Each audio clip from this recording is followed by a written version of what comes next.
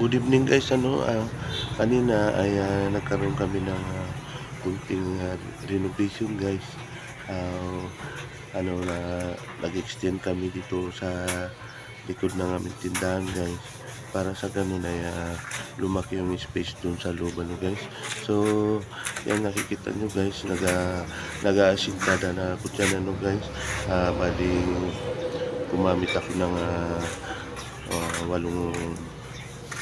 walong patong yan na hollow block guys, na dalawa at saka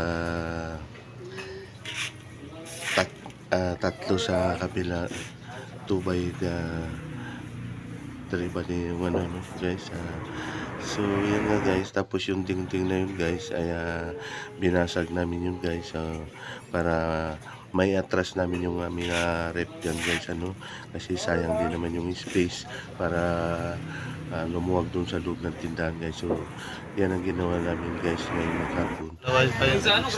So yan nga guys, nai-atras na namin yung dalawang rep sa Dagumboy? bagong gawa sa extension.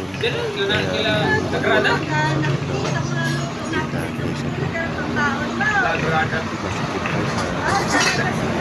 Ano kasi pre? Sobrang pagod ba? Hindi na ako nakakadaan.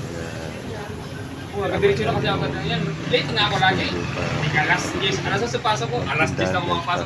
Mahal na rin masyado kung si Ang ginagawa ko niyan, diskarte ko para So guys, yan na lang guys, kulang lang sa ilaw. At saka Salamat po. Sige.